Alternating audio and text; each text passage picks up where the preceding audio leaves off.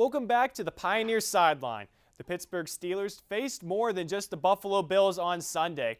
Before kickoff, the team faced questions of trade rumors after Ben Roethlisberger demanded to be traded hit social media. Roethlisberger was quick to deny the claims, though, saying, "I'm a Pittsburgher. I've told people that. I'm proud to raise my kids here. I want to finish my career here, however long that is. I don't want to play for anyone else. This is it for me."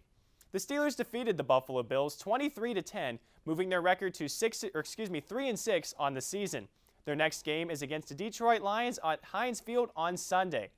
The Miami Dolphins locker room situation continues to develop as more information comes out.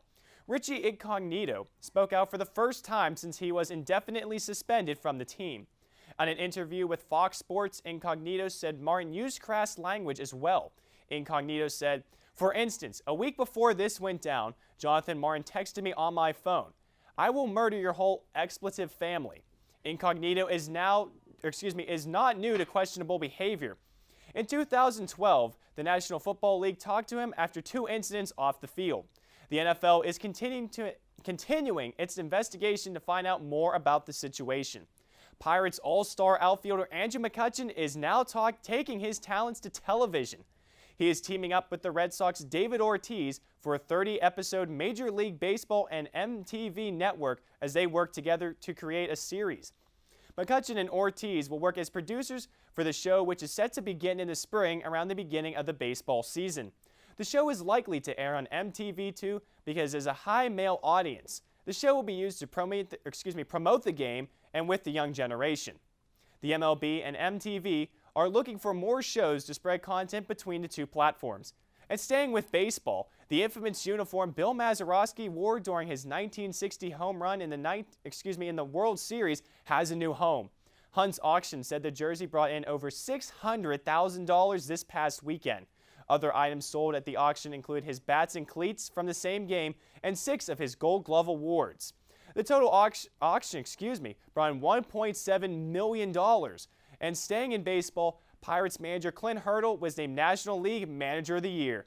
The Pirates finished the year 94-68 for their first winning season since 1992.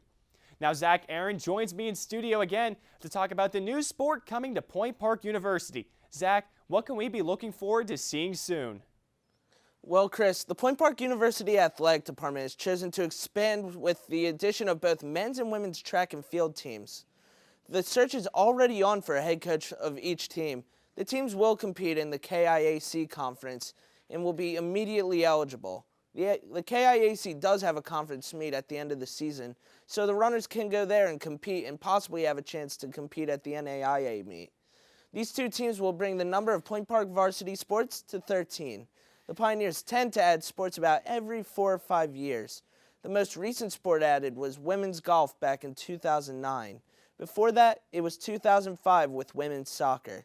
This addition is very good for the Pioneers. It is another way to attract the great athletes that are drawn to Point Park for the caliber of the athletic program, because it's no secret to anyone that Point Park has a great athletic program, and expect the track and field teams to not be any different.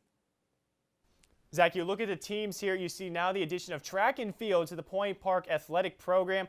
How big is it that they keep expanding these programs? You mentioned women's soccer being added. Now you mentioned track and field. How big is it that this program keeps developing? Expansion is always the way of any team. It's always the best way to keep the athletic programs relevant.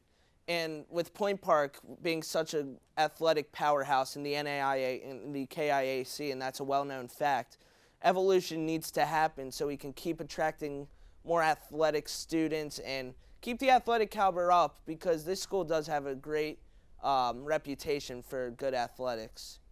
Now, Zach, we're talking about adding possibly more sports. How many more sports do you think the Pioneers could add before, we're out of school?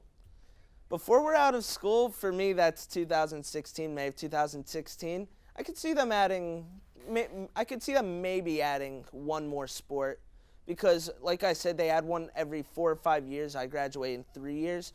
So I'd say the next sport they add I think they could possibly add a football team, and they could compete in another conference, because the KIAC doesn't do football, but I think a football team would be a good idea for Point Park to look into.